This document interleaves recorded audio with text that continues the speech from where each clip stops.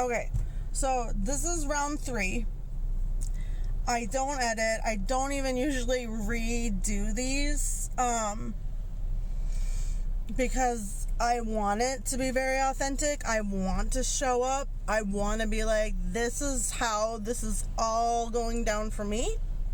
And maybe my truths, the way it's shaken down for me, can like be that light, be that medicine for somebody else to be like, yes, oh my gosh, yes, like others were for me. Or else I would probably be like in a mental hospital. I probably would have checked myself in and said, I'm broken, I am worthless, lock me away. But I found this beautiful neurodivergent community. I didn't even do my opening. Okay, so welcome, beautiful beings of light and love, gorgeous neurodivergent family. There. I did the beginning later because that's how I'm rolling right now. But I do want to say hello to all of you. So there's that. Okay, so we're going to be talking about autistic burnout, RSD, object permanence, which I know I've read the articles. I get that it's not something that can be diagnosed, that much more research needs to go into it, that whatever. I know that there are 2 types of things that I connect with object permanence. And one is I have honestly had multiple things that sat down, out of sight, out of mind. I have forgotten completely. It's not there that I had them, or that I got them, or where the hell did this come from? And my kids will be like, don't you remember, blah, blah, blah, blah, blah. And I'll be like, no, I really don't.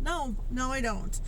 And then the other kind is, I get something that is super stressful and very emotional for me, or overwhelming, and I start to freak out, and then I get distracted by something else, which is really easy when I'm freaking out. I don't want to be looking at what I'm looking at or doing.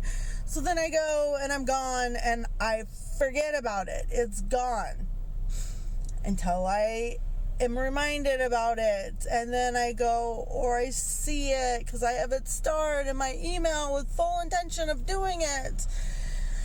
This is for my kids' father's lawyer, hence him. He likes to blame it all on the lawyer, and this is the way it goes, and I need to grow up, and this is to make sure I follow the court's rules. And essentially, I'm a narcissist, and I'm going to use our kids to hurt you and to continue gaslighting you, even though you divorced my ass because of this.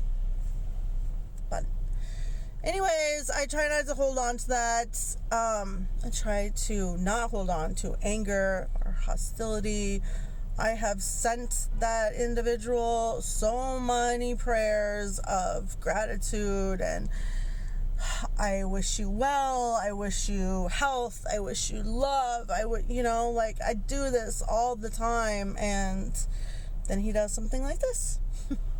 So I get this paper saying that is like compelling the courts to make me fill out this paperwork that I just honestly forgot about. And I even told my ex, like, I am forgetting about this stuff. All you have to do is say, hey, Cece, have you filled that out yet? And I'll be like, fuck, no, I haven't. Let me go do that. But instead, it's let's not say anything and then file this motion to compel me to whatever. So then they're also asking for lawyer fees because I'm just refusing to do this, and that this is part of the problem, and that I obviously don't love my kids or I would be doing this.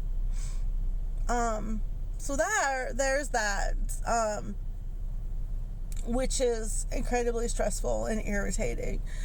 But I was doing somewhat okay with it. I had a very dear friend give me the most amazing gift ever.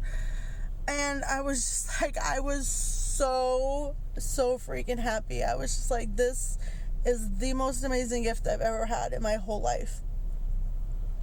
And I was just feeling really, really blessed. And then I get up and I'm feeling even more blessed because I get to see my kids tonight. I get to have them for a couple hours, take them to dinner, and do homework with them. And they're my joy. They're my special interest. So they always make me feel so much better. I go to donate plasma. That's what I do for money. I donate plasma. My iron often is too low.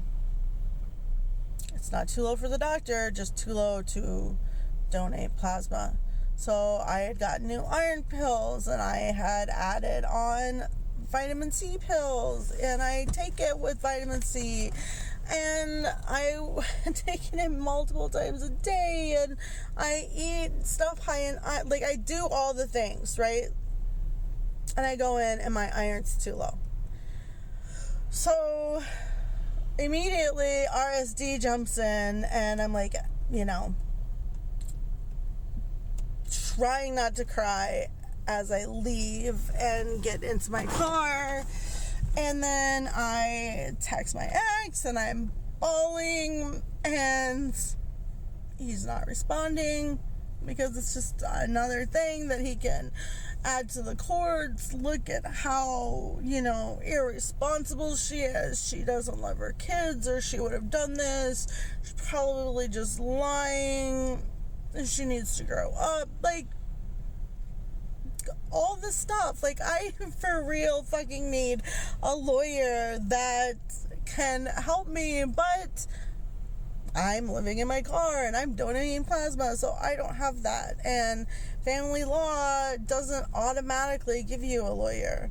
There's legal aid. I've applied. They're not taking new patients, and my case is in appeals now. And anyway, so all of this throws me into autistic, or not throws me in. I've been in autistic burnout. I'm desperately trying to heal from that. Autistic burnout to me is kind of like, the way I see it is like New Orleans, like how New Orleans is like, this dip that's at sea level. So every time there's a hurricane, it fills up. That's how I feel like. I feel like I'm this bowl, and then eventually stuff got too much and I flooded. And every time I start to feel like the waters are receding, then something like this happens and I am flooded again. And all the things, like, fuck this, like, yeah. So if you're watching and you are, or you know somebody that would love to be my lawyer, tell them, come say hi. Private message me. Anyways, wake up, be brilliant. Wake up, you are brilliant. This world needs you just the way you are. I adore you. Until next time. Mwah.